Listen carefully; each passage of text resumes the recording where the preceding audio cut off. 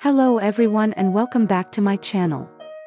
In this video, I will be discussing the important facts about Streptococcal Toxic Shock Syndrome (STSS). This serious infection is caused by certain strains of Streptococcus bacteria, which can lead to life-threatening complications if not treated promptly.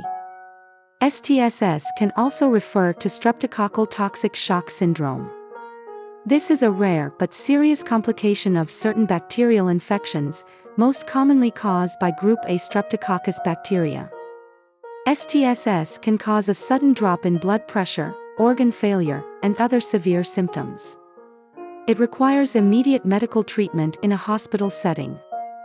Streptococcal Toxic Shock Syndrome (STSS) is a rare but serious complication of certain bacterial infections, most commonly caused by group A Streptococcus bacteria. These bacteria typically live on the skin or in the throat and do not cause any issues. However, if they enter the body through a wound or other means, they can cause infections that lead to STSS. STSS occurs when the bacteria release toxins into the bloodstream, triggering a severe and sometimes life-threatening inflammatory response.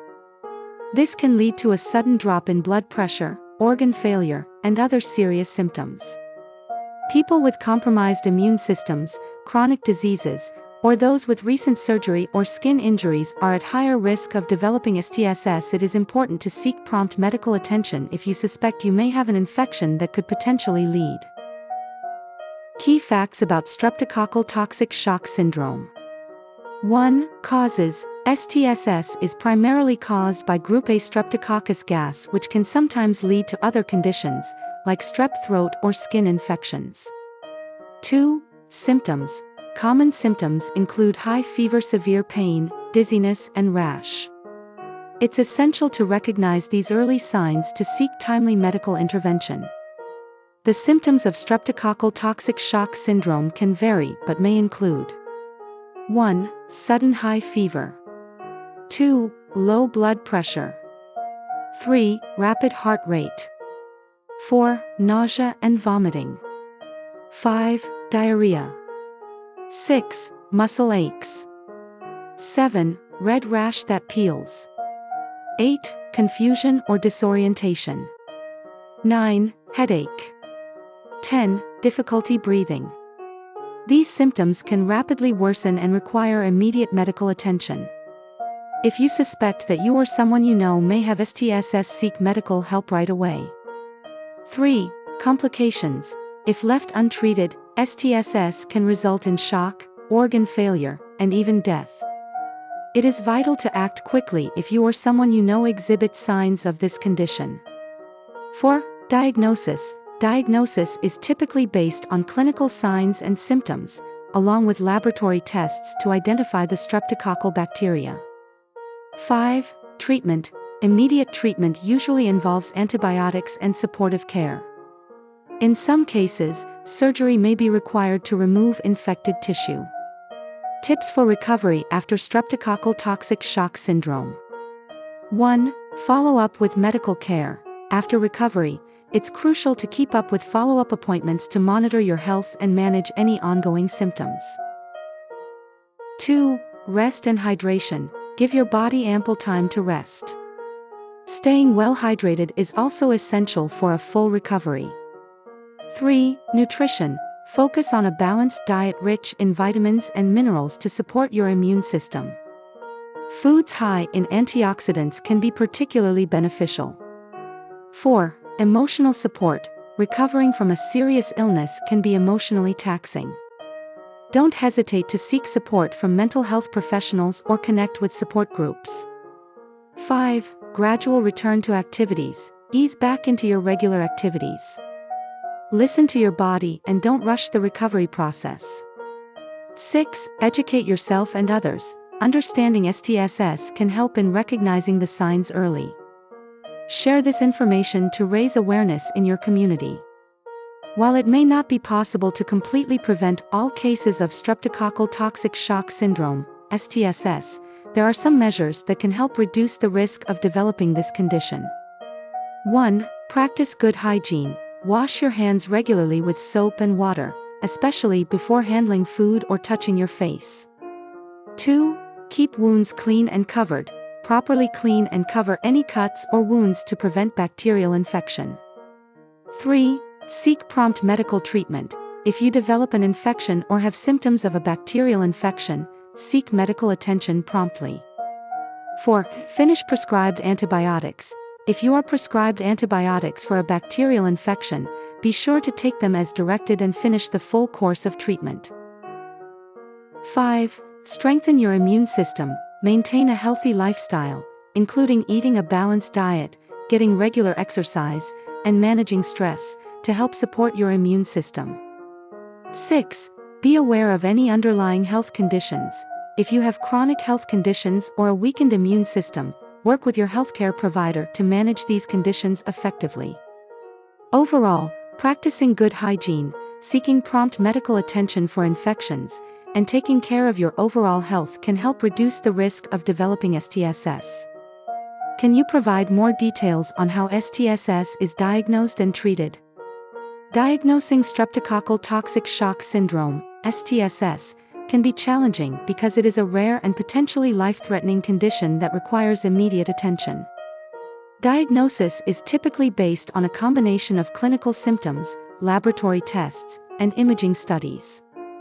Diagnostic tests for STSS may include blood tests to check for elevated levels of certain enzymes and markers of inflammation, as well as tests to identify the presence of Streptococcus bacteria or their toxins in the blood or at the site of infection. Imaging studies such as CT scans or ultrasounds may be used to evaluate organ damage. Treatment for STSS usually involves a combination of supportive care, antibiotics, and sometimes surgery.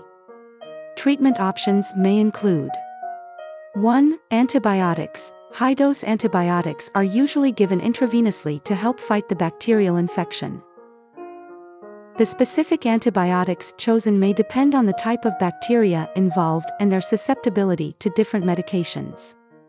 2. Supportive care. Patients with STSS may require close monitoring in an intensive care unit, ICU, to monitor vital signs, manage fluid balance, and support organ function.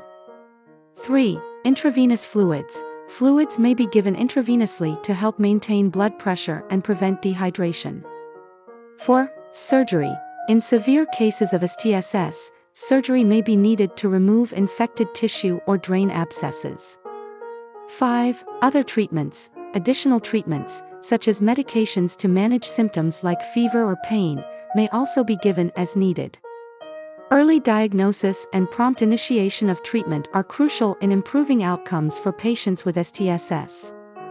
If you suspect you or someone you know may have STSS, seek immediate medical attention. Can you clarify how long antibiotics are typically given for STSS treatment? The duration of antibiotic treatment for Streptococcal Toxic Shock Syndrome, STSS, can vary depending on the severity of the infection, the type of bacteria involved, and the individual patient's response to treatment. In general, antibiotics are typically given intravenously for several days to a few weeks for the treatment of STSS.